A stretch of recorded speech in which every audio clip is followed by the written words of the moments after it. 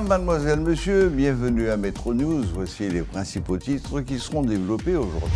Le programme de subvention ciblé à la suite de la hausse des prix de l'essence annoncée par le gouvernement a démarré. 400 millions de gourdes ont été décaissées par les autorités. Cette première tranche vise 25 000 chauffeurs à raison de 15 000 gourdes par bénéficiaire. L'unique institut médico-légal dont disposait le pays est dysfonctionnel depuis un certain temps. Plusieurs avocats interrogés par Métropole estiment que cette fermeture constitue un handicap majeur pour la justice haïtienne. Le processus de certification des magistrats était au centre de discussion ce mercredi lors d'un atelier organisé par l'Office de la protection des citoyens. Plusieurs recommandations ont été formulées par les participants.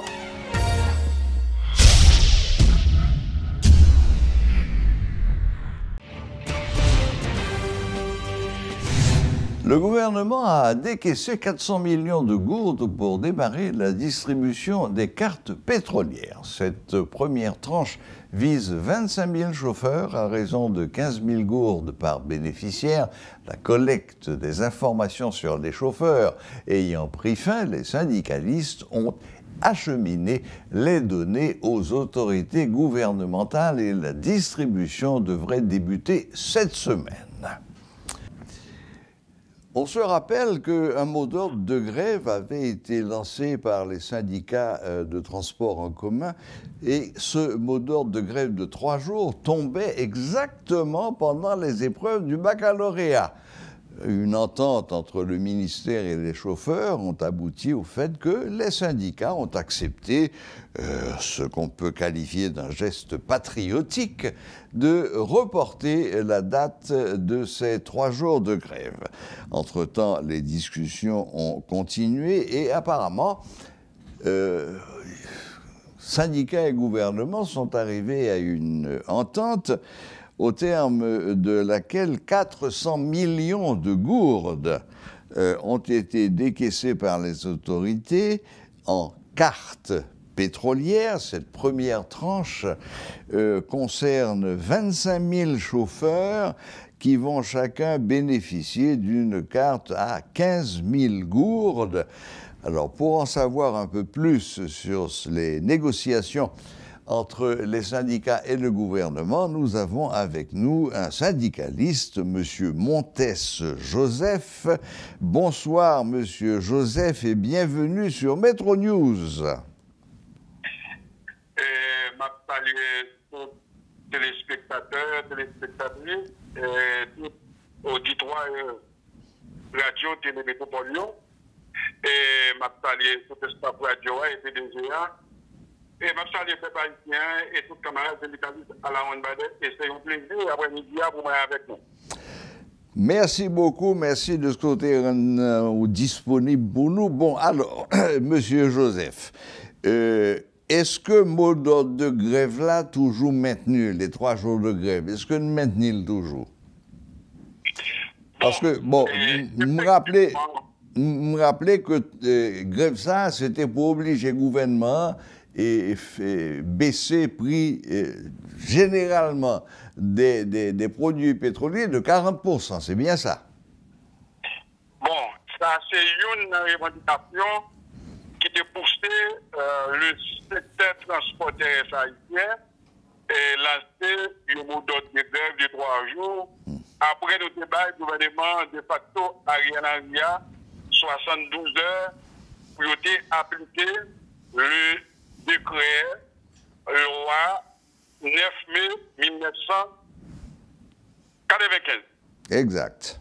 Et le décret loi ça dit, les gaz la monté plus de 7% sur les marchés internationaux, eh bien la monté plus de 7% sur les marchés locaux. Et les descend plus de 7%, eh bien le gouvernement gagne pour appliquer la loi. Ça veut dire qu'il descend le gaz là plus de 7%. Il arrive que le gaz a baissé plus de 5% sur le marché international, eh bien le gouvernement fait la sourde oreille, lui pas voulu appliquer la loi, ça veut dire décret loi 9 mars 1995. Et c'est seulement ça nous demandé pour voir, pour appliquer, c'est pas de négociation nous demandons. Mais le secteur transport terrestre haïtien, tant que tout notre secteur, tant que la population en général, nous avons des revendications. En dehors des gaz, là, nous avons comme revendications qui sont produites dans les salles, mais tout, nous gagnons le grand sud qui bloquait depuis passé 2 ans. Oui. Nous gagnons le grand nord qui a plus passé 1 an depuis le bloqué. Absolument. Ça veut dire le secteur transport terrestre haïtien trouver une situation chaotique, nous fin appauvris, nous devons tout brancher vers notre tête pour nous pas payer. Réseau parce que transporter paralysé. Au début pour nous travailler, nous pas qu'à travailler. Et là, il y a quelques chauffeurs qui fait excès, qui passe 3 partisans pour mettre Grand Sud là, ou bien ils ont gagné un pile l'argent pour le payer. Oui. Là, ils n'ont pas payé, ils ont kidnappé, ils ont tué, ils ont fait cadrer des actes passagers, ils ont pris 20 kilos, ils ont pris marchandises. Oui. Et l'offre de droit, c'est même situation. Nous aboutons. Ça, c'est une revendication que nous devons gagner. Nous demandons pour le gouvernement résoudre le problème. Ça, oui. Ça fait 2. Troisième revendication que nous gagnons encore. Le 9 décembre 2021, secteur transport a destiné un protocole d'accord avec le gouvernement de facto en place. Nous demandons nous pour augmenter le gaz là. Galon gasoline à l'époque, qui a vendu 200 gouttes. Galon kérosène qui a vendu 165 gouttes. Galon diesel là qui a vendu 169 gouttes. Eh bien, avec notre stock que vous joint avec ce qui est transport, galon gasoline est passé à 250 gouttes, je mettais 49 gouttes pour lui. Galon diesel là, est passé à 353 gouttes. Galon kérosène là, est passé à 352 gouttes. Ça veut dire, ça c'est un protocole d'accord et de joindre avec nous. Mais dans le protocole d'accord, nous avons gagné une revendication clé. Premièrement, augmenter le salaire minimum, non? Parce qu'automatiquement, moyen gaz, il va créer l'inflation. Tout ça, mon besoin pour fonctionner dans le pays, il va l'augmenter. Nous demandons que nous avons touché un petit grappe d'ail, il faut remettre un bagage pour eux. Et pour nous, nous avons la fonction publique là. Jusqu'à maintenant, il va arriver seul. Nous demandons le fait que tout espère, rapport que vous sortez aussi, le secteur transport terrestre haïtien, nos produits pétroliers commandants dans le pays, nous consommons à peu près 20%. Okay. Nous disons du gouvernement, pas de problème pour nous d'accord pour faire ajustement, mais à condition que, par nous, nos subventions ciblées, subventionner 20% ça. Là, nous disons subventionner 20% pour auditoire, radio, télé, métropole. Qu'est-ce que ça nous veut dire par là? Nous disons que galon gasoline, je ne qui a vendu à 570 gouttes, parce que nous ne pouvons pas connaître 10 gouttes de retrait sur l'IA, et bien nous disons nous-mêmes, transporteurs, nous avons continué à payer galon gasoline à 201 gouttes. Ça veut dire que supplier que le gouvernement mette sous l'IA, nous pas gagné pour nous payer. Et c'est lui-même qui prend la subvention. Là que nous jouons ça comme subvention, nous continuons à payer 201 gouttes pour galon gasoline. Ça veut dire que prix machine, dans l'affaire sociale qui est fixée sous prix galon gaz 201 gouttes là, eh bien c'est même prix ça, la population va continuer à payer machine en dans le pays. Qui va le permettre, maman petite avec papa petite, qui a 3-4 petits moun pour ouvrir l'école, ils vont aller râler, ils souffrent. Moun qui dans la factory, moun qui a touché un petit grappe d'ail, moun qui sont marché informel là, qui pas bon salaire, eh bien, ils vont aller râler, on petit souffre. Malgré l'augmentation en fait, ce n'est pas chauffeur en soi qui va bénéficier d'augmentation des subventions ciblées.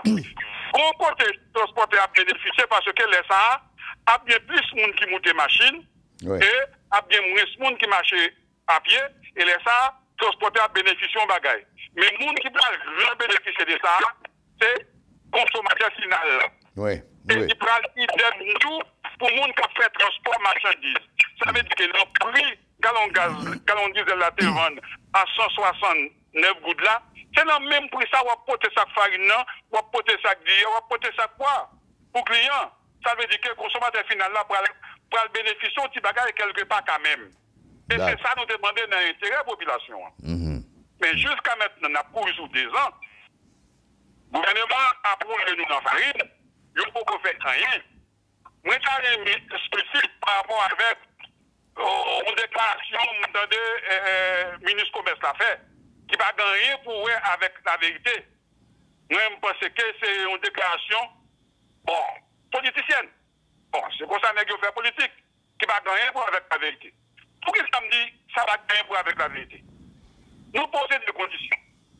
Nous subventions ciblées pour arriver applicable en un pays. Premièrement, il faut machine qui passer pour aller dans le Grand Sud sans problème. Il n'y a pas de pour aller payer pour l'autre groupe qui a mis pour arriver dans le Grand Sud. Et là, arriver dans le Grand Sud, il faut capable de jouer un gallon de gaz là, à coûter l'État fixé là. Et les salles transportés à gagner pour respecter le prix affaires sociales fixé.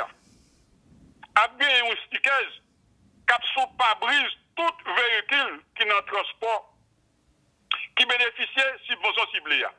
Cap dit véhicule ça, il bénéficie de subventions ciblées avec un sticker qui n'a pas brise là, eh bien, il n'a pas gagné pour monter prix sous dos passagers ou bien sous dos marchand dedans. Et si tu as un transporteur qui veut faire, c'est pour la justice avec la police pour réprimer le transporteur ça, pour faire l'entrée dans le principe et l'ordre. Et c'est ça nous-mêmes nous avons demandé. Nous disons valable tout pour grand nom à débloquer. Et tout autant ça n'est pas fait, subvention ciblée à pas atterri, parce que il y a des associations, il y a Anadip, il y a Anapros, c'est eux-mêmes qui sont habilités pour faire distribution gaz à l'échelle nationale. Eh bien, les chargés en cargaison gaz Port-au-Prince, ils pourraient aller soit dans le Grand Sud ou bien dans le Grand Nord. Eh bien, si on pourrait payer groupe armé passer par là, pour gaz là arriver dans le Grand Nord ou bien dans le Grand Sud, eh bien, gaz ça, il n'y a pas besoin de vendre dans le prix l'État fixé. Parce qu'il est obligé de vendre sur le marché informel pour être capable de pas faire déficit pour continuer à alimenter la population. Eh bien, si c'est gaz ça transporté après l'acheter, dans un prix qui est fort, eh bien, il n'est pas capable d'entrer dans la subvention ciblée.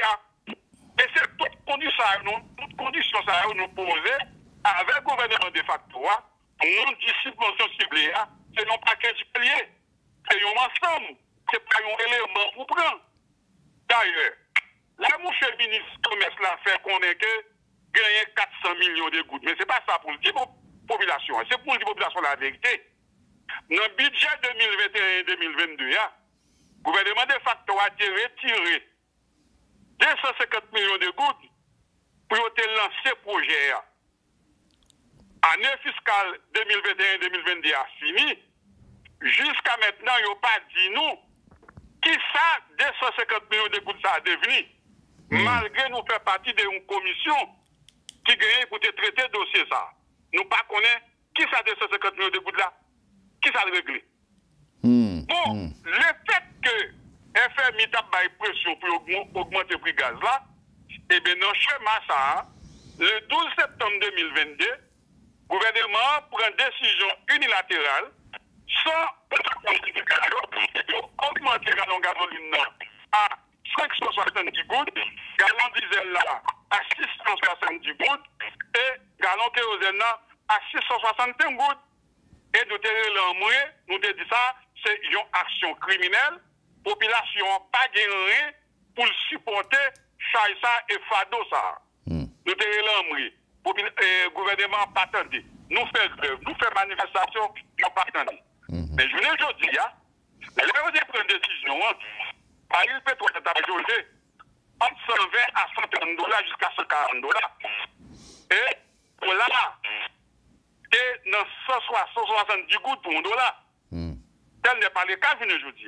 Le pétrole là descend jusqu'à $68, 75, 76 dollars. Je ne dis et dollars, non 136 gouttes, 137 gouttes pour $1. Exact. Ça veut dire qu'il y a deux bagailles qui peuvent jouer en faveur du gouvernement de facto. Et c'est la raison ça nous dit, le gouvernement il doit baisser le gaz là à 40%. Parce que baisse qui fait sous baril pétrole là sur le marché international, est considérable. Et la population prend le souffle. Et nous demandons pour de cela, nous disons que c'est la loi pour l'appliquer. Nous n'avons pas besoin de les syndicats au chita avec eux. Nous n'avons pas besoin de ça. Nous devons appliquer la loi. Ça veut dire que la loi 9 mars 1995, baisser prix gaz là. Et ça, l'État par le gouvernement notoriété, les barils pétrole là remonter sur le marché international, et bien ça, il y a une possibilité pour remonter le prix gaz là sur le marché local. Je ne sais pas qu'il y a des gens qui ont parlé de l'Amérique. On y a là. FMI a une pression pour monter le gaz là, 17 protection de population. Eh bien, il débloqué à peu près 16 milliards de gouttes comme subvention pour le gouvernement de facto. Et le gouvernement de facto, sous 16 millions, ça fait 16 milliards, ça limite 5 milliards sur lui, vient faire un total de 21 milliards. Dans 21 milliards, ça, pour activité sociale, je dis, pour subventionner pour ce que le monde, eh bien, il aurait retiré 1,6 milliard de gouttes, toujours pour subvention ciblée. Ça, c'est un deuxième montant encore. Dans 1,6 milliard de gouttes là, jusqu'à maintenant, pour qu'on gagne un transporteur qui gagne 4 de pétroliers ciblés dans la main. Et c'est dans la radio, on attendait, même j'avais tout le monde, malgré nous faisons partie d'une commission. Nous attendons, le ministre commerce là, faire communiquer le sorti pour dire que gagner 400 millions de gouttes, ils ont débloqué pour une compagnie qui est en transportation gaz dans le pays pour fabriquer 4 de subventions ciblées. Avant, c'est maintenant fini, 4 ça, libre opérationnel. Nous disons ça, c'est un mensonge. C'est une déclaration politicienne. Ça va rien pour avec la vérité. Nous ne faut pas continuer à participer dans la bêtise. Continuer à participer dans la salami, ce n'est pas la vérité. Nous disons ça. Si bon souci de une façon pour le faire. Et ça qui est plus grave, nous entendons le ministre l'a dit dans le communiqué là, que chaque chauffeur 15 000 gouttes au nombre de 25 chauffeurs, de 25 000 chauffeurs. Si vous souci de la ministre, ce n'est pas ça lié. Si vous souci de la c'est pas si vous souci chauffeur au monde pour transporter directement, c'est des carrément de subvention pour transporter directement. Nous demandons subvention pour la population. L'autre, vous prenez le chauffeur 15 000 gouttes comme subvention, mais son bac va faire le cadeau. Il va avoir aucune conséquence sur le prix machine. Ça veut dire que le prix machine qui est sous la population, la continue à payer le même prix. Alors que nous-mêmes transporteurs, ce n'est pas ça que nous demandons. Nous-mêmes syndicalistes, nous demandons une subvention pour la population. Pour maman avec papa petite, pour mère et père de famille. Non, nous, moi là, pour aller pour voir tout le monde l'école. Nous demandons un soulagement pour eux, pour professeur l'école, qui n'a pas payer machine, qui n'a pas de machine eux-mêmes, et même les machines n'ont pas payer gaz, pour les mettre des machines de café, pour les prendre camionnette, pour les prendre motocyclette. Et c'est ça que nous-mêmes nous demandons. Et c'est ça que le gouvernement n'a pas de courage pour la population, un petit minimum comme ça. Et l'autre, nous avons 400 millions de gouttes débloqués, et jusqu'à maintenant, nous-mêmes, nous pas au courant dans la commission. Il y a 400 millions de gouttes qui sont débloquées. Nous ne pouvons pas mettre nous au courant. Nous ne pouvons pas faire un rapport ça. Nous ne pouvons pas faire un document ça. Et nous te présentons un programme pour que nous arrivions à faire collecte de données, enregistrer machines dans 10 départements. Nous te dit, ministère, comment pour ça fait. Nous te demandons forte de publicité qui fait caler dans tout département à travers les médias pour que les transporteurs au courant des projets, de programmes. Parce que ce n'est pas toute machine, et pas tout transporteur qui est syndiqué. La majorité des transporteurs ne sont pas syndiqués. Ça syndique pas de problème, c'est nous déjà gagné condamné déjà, nous avons enregistré. Mais chaque pas qui passe syndiqué, eh bien, il faut qu'il y ait une vaste mobilisation qui fait pour arriver joindre. Comment nous avons dit pour faire? Non seulement il y a mis des publicités pour transporter autant, il y a mis des banderoles dans 10 départements pour les capables. Il y a mis des flyers dehors, et puis tout nous demander pour le ministre là, mandé Premier ministre de facto,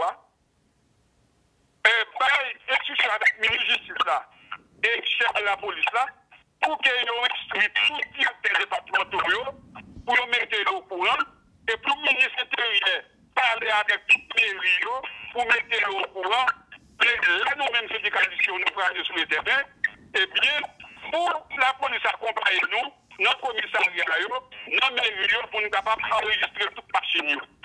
Jusqu'à maintenant, ça a proposition faite. Deux, trois grandes machines qui enregistrent, c'est parce que les syndicats ont de bonne foi, et même ils ont pris l'initiative, puisque ils ont des membres, ils ont enregistré tout transporteurs qui sont dans le syndicat. Mais la majorité des transporteurs, beaucoup enregistré, parce que le programme, ça, le gouvernement, pour une raison pour l'autre, il faut démarrer avec lui. Et puis tout, c'est pas un bagage qui a fait en Catimini. L'autre, c'est phase pilote programme, non. Et bien, il y a un ensemble secteur qu'il faut éviter à travers des conférences de presse pour qu'ils lancent ce programme, non, pour tout le monde connaître qui s'attend ce programme, là, et programme ça, qui s'allie, qui s'allie comme avantage, qui s'allie comme désavantage. Mais nous, qu'à faire, Catimini en madame, nous dénonçons ça. Bon. Nous, notre commission, mais ça n'a qu'à prendre son responsabilité pour nous faire une communication sortie sans que nous ne pas au courant. Sous nous, 400 millions de gouttes. Mais pourquoi 250 millions de gouttes, premier 250 millions de gouttes là? Il est abri que, même compagnie ça, il va te parler 54 millions. Dans 250 millions de gouttes là. Qui ça compagnie ça baille à 54 millions de maintenant? Qui 4 livres aujourd'hui? Qui 4 livres baille? Moi, je me dis que mon la commission pour que j'en ai au Bon, malheureusement, Monsieur Joseph, malheureusement, tant à courir, vous connaissez un journal là, nous fait interview ça, donc nous pas qu'à manger tout un journal là.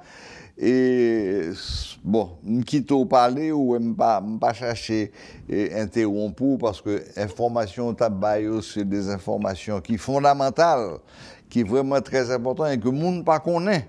Donc, nous remercions de ce côté mettez à clé et pour eux. Donc, si je comprends bien, affaire de 400 millions de gouttes que vous débloquez, bon, si je comprends bien, pour vous, c'est bobine chat.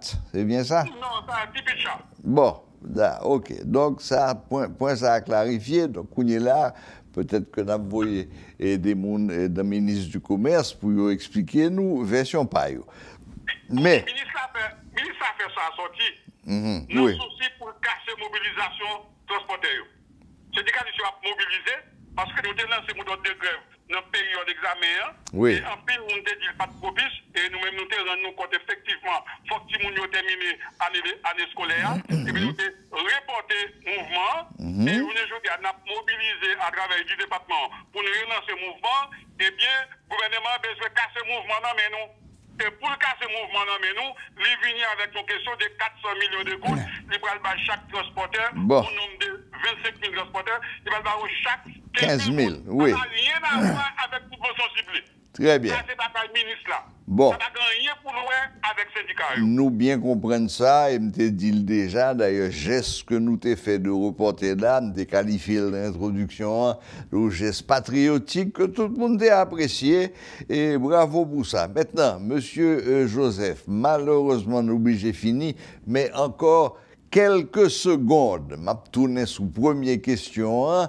Est-ce que décision de faire 3 jours de grève là, qu'imbe toujours, et si oui, qui l'a fait 3 jours de grève ça? Bon, c'était tout le calendrier d'activité que nous avons gagné.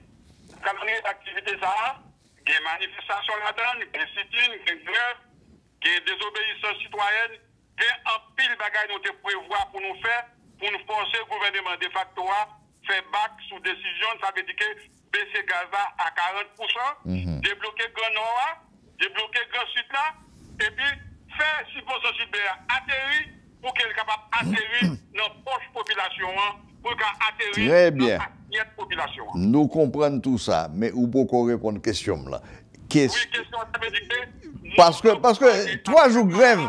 3 jours de grève des transports et bon, c'est au paralysie total du pays. Donc, il faut que nous soyons au courant d'avance pour ne pas jouer à la fête pour faire saisissement. Vous comprenez? Oui, souper là, syndicat va une conférence de presse et toute population parle au courant qui n'a pas fait grève et qui n'a pas fait grève et qui ça nous va faire comme activité pour ne pas pousser le gouvernement de facto à faire bac sous décision pour ne faire pas morette que dandy que la Québec en face population qui n'est pas capable encore. Très bien. Merci beaucoup, M. Montes Joseph. Explication était très claire.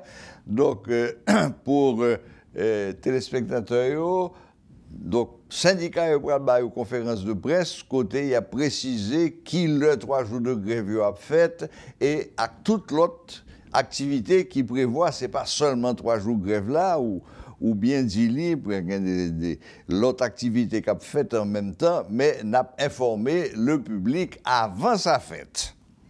Correct. Magnifique. Bon, Monsieur Montes Joseph, merci infiniment de ce côté rendre nous disponible pour nous. Ou bon nous pile d'informations et jeudi ou parlez nous de 250 millions gouttes qui bon personne pas qui route qui fait et 400 millions soi-disant et pour des cartes pétrolières qui concernent 25 000 chauffeurs avec 15 000 gouttes, c'est pas ça nous demander et bon, OK, tout va être très clair. Merci beaucoup, merci Monsieur Joseph et bonne fin de journée. C'est moi pour monsieur. D'accord. Merci beaucoup. L'Office de la protection du citoyen, OPC, a organisé ce mercredi un atelier de réflexion portant sur le processus de certification des magistrats. Hommes de loi, représentants d'organismes de défense des droits humains, juges certifiés et non certifiés ont pris part à cette activité. Le protecteur du citoyen, Maître Renan Edouville, évoque le contexte dans lequel cet atelier s'est tenu. Suivez ce reportage de Rudolf Pierre-Louis. Le juge Maxime Pierre, tout comme ses collègues non certifiés par le Conseil supérieur du pouvoir judiciaire, continuent de protester. Ils réclament le droit d'avoir recours à la justice. Certification ça qu'a fait là, nous dit encore c'est bon pour assainir le système là, cependant, faut que le fait dans le respect de la loi, faut le fait dans le respect de droit tout magistrat gagnant pour que 1 yo informé de processus là, 2 pour yo capable gain droit pour yo capable défendre tête yo de ça yo reprocher yo et 3 pour yo gagner un recours parce que c'est prévu non seulement par la Constitution, c'est prévu dans un mémorandum qui date de 20 novembre 2014, que le premier conseil qui était présidé par Anel Alexis Joseph Lan et qui était une commission technique qui était mise sous place par le premier conseil et qui était fait un travail impeccable, qui était un mémorandum qui te prend en date du 20 novembre 2014, qui te prévoit dans l'article 12 doit gagner un droit de recours à des magistrats non certifiés. La liste des juges certifiés et non certifiés publiée par le CSPJ récemment continue de faire des vagues. Fort de ce constat, l'Office de la protection du citoyen offre un espace de débat entre les acteurs issus d'horizons divers en vue de faire le point. Renan Edouville est le protecteur. Et on voit qu'en atelier de réflexion, ça, nous prenons tout le monde d'horizons divers. Il y a des magistrats qui sont certifiés dans cette salle-là. Il y a des magistrats qui non certifiés dans cette salle-là. Nous avons des anciens ministres de la justice qui ont intervenu. Nous avons des professeurs à l'université. Nous avons par exemple l'inspection générale de la police qui est présente. Et nous avons doyen tribunal première instance. Nous avons les associations de magistrats, les magistrats assis, des magistrats debout. Nous avons des avocats de différents barreaux de la République. Nous avons des étudiants, nous avons des doyens de diverses facultés. Alors, l'objectif là, c'est agiter question sans idée préconçue, de manière classique, de manière méthodique, au regard de la loi, au regard des instruments internationaux. Est-ce légal pour les magistrats non certifiés d'avoir recours à la justice? C'est la question qui fâche. L'OPC n'a pas de position, mais l'institution entend produire un document administratif à la fin des discussions. Nous allons faire une synthèse de tout ça qui est discuté, de toute idée qui est débattue, en dehors de toute idée préconçue, Et synthèse ça pral mener nous à santarele l'acte de l'atelier de réflexion et document ça n'a bien pour nous soumettre à toutes les parties prenantes. Les parties prenantes qui c'est d'abord le CSPJ, les parties prenantes qui c'est d'abord l'État central à travers la primature, les parties prenantes c'est aussi la communauté internationale qui travaille dans la question des droits de l'homme. Et là, nous avons le Haut Commissariat aux droits de l'homme, nous avons le BINU, nous avons le Programme des Nations Unies pour le développement. Les parties prenantes, c'est aussi des instances étatiques, tant que l'inspection, la police nationale d'Haïti, l'unité de lutte contre la corruption ULCC qui est en dedans avec nous. C'est un sujet qui fait débat dans la capitale. La liste des magistrats publiée par le CSPJ, notamment ceux qui sont certifiés et ceux qui sont non certifiés, certains se posent des questions en ce qui concerne cette décision émanant du CSPJ, des avocats, des magistrats, des citoyens, l'opinion publique se questionne, s'interroge là-dessus. D'ailleurs, il y a eu le 20 novembre 2014 un mémorandum qui a été publié par une commission. Et dans ce mémorandum, il est indiqué que des magistrats non certifiés ont accès aux voies de recours. Et en 2023, selon un des membres de l'Office de la protection du citoyen, le CSPJ a adopté un autre mémorandum qui certifie que les magistrats n'ont pas droit aux voies de recours. Voilà ce qui a conduit aujourd'hui à cet atelier sur le processus de certification des magistrats en Haïti pour savoir est-ce que les magistrats ont le droit d'avoir recours à la justice? Est-ce qu'ils n'ont pas le droit? D'ailleurs, il y a une information qui circule, c'est celle qui fait savoir que ce mémorandum aurait été disparu. Mais pour cette question de disparition de mémorandum, il y a quand même un des membres qui a participé à l'élaboration de ce document qui est présent dans cet atelier, c'est le maître Patrick Laurent, qui, dans son intervention, a fait savoir qu'il a été l'un des participants à l'élaboration du mémorandum du 20 novembre 2014. D'ailleurs, il y a des magistrats non certifiés qui ont applaudi cette déclaration, car pour eux, c'est un espoir vers cette demande qui a attrait surtout au droit de recours devant la justice par rapport à la décision du CSPJ. Il faut souligner qu'à la fin de cette initiative, un document sera remis aux autorités étatiques. Selon le protecteur du citoyen, Maître Renan Edouville, c'est l'acte de l'atelier sur le processus de certification des magistrats en Haïti. Paul Léel et Rudolph Pierre-Louis pour Télémétropole. Des hommes de loi qualifient de grave le dysfonctionnement de l'unique institut médico-légal d'Haïti. Lors d'une interview exclusive accordée à la radio Métropole ce mercredi, Maître Patrick Laurent, Maître Arnel Rémy et le juge Maximin Pierre ont fait savoir que ce centre a un rôle important à jouer dans la société et donc sa fermeture constitue un handicap majeur pour la justice haïtienne. Les trois avocats appellent l'État haïtien à prendre les mesures pour que cette structure reprenne du service dans le pays. L'enquête criminelle sont mal grave. Parce que au fond, les crimes qui commettent, c'est un crime de sang, monde qui mourent. Appareil judiciaire, elle t'a déplacé, elle t'a supposé déplacer avec médecin législatif. Deuxièmement, même elle n'a pas déplacé, le rapport d'autopsie est fondamental dans le dossier criminel pour déterminer qui j'ai mon amour et maintenant qui sac balle dans mort. Donc je pense que c'est très grave que l'État haïtien n'a pas raison, pas intérêt même pour quitter l'institut ça fermé. Même l'idée fermée, elle ne peut pas supposer venir dans la tête. C'est une question rapidement pour résoudre parce que dans l'enquête criminelle, là, surtout en matière de crime de sang, en matière de mort suspecte, sont extraordinaires, donc nous pas qu'à.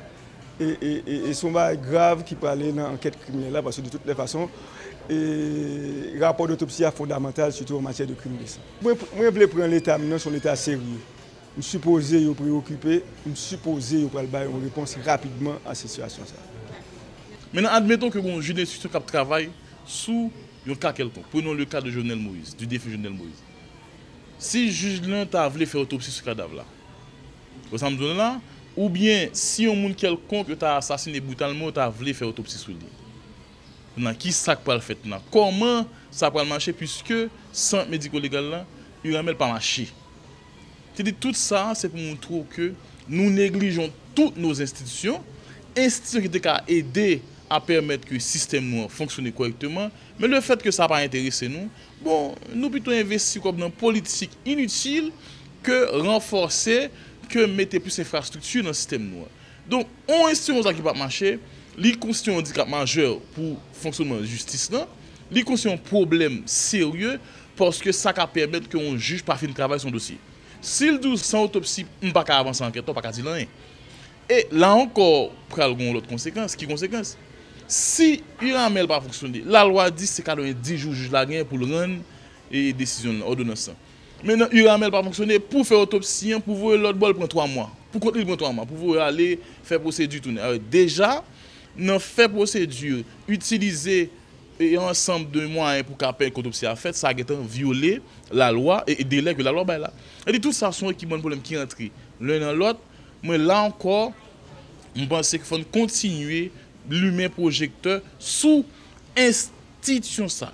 Finalement, un organe comme Iramel, c'est va normalement renforcer l'État de renforcer au lieu que l'État doit normalement dysfonctionnel. Parce que d'abord, dans le moment où nous vivons dans le pays d'Haïti, nous connaissons plus cas plus cas nous capables de dire qui a demandé un travail de Iramel. Parce que vous connaissez un pile monde qui vient sacré les plaies par balle, monde qui victime de plaies par balle, il y a un monde qui victime soit de empoisonnement, monde qui victime de plusieurs autres incriminations que la société a connaît. Donc, qui t'a demandé une expertise de Iramel, c'est moment ça plus que jamais, et excusez moment ça plus que jamais que l'organe ça t'a dû renforcer. Et mais malheureusement, qui connaît de graves problèmes. Libération d'Alix d'Orsainville, l'infirmière américaine de l'ONG Elroy d'Haïti, enlevée avec son enfant le mois dernier. C'est avec un cœur de gratitude et une immense joie que nous confirmons la libération du membre de notre personnel et ami Alix d'Orsainville et de son enfant qui était retenu en otage à Port-au-Prince, informe Elroy Haïti dans un communiqué ce mercredi. Alix d'Orsainville, âgée de 31 ans, est l'épouse du directeur de l'organisation Sandro d'Orsainville. Elle est originaire du New Hampshire, aux États-Unis. Les bandits l'avaient kidnappée le 27 juillet dernier. Et pour conclure, la reprise des titres. Le programme de subvention ciblée à la suite de la hausse des prix de l'essence annoncée par le gouvernement a démarré. 400 millions de gourdes ont été décaissées par les autorités. Cette première tranche vise 25 000 chauffeurs à raison de 15 000 gourdes par bénéficiaire. L'unique institut médico-légal dont disposait le pays est dysfonctionnel depuis un certain temps. Plusieurs avocats interrogés par Métropole estiment que cette fermeture constitue un handicap majeur pour la justice haïtienne. Le processus de certification des magistrats était au centre des discussions ce mercredi lors d'un atelier organisé par l'Office de la protection du citoyen.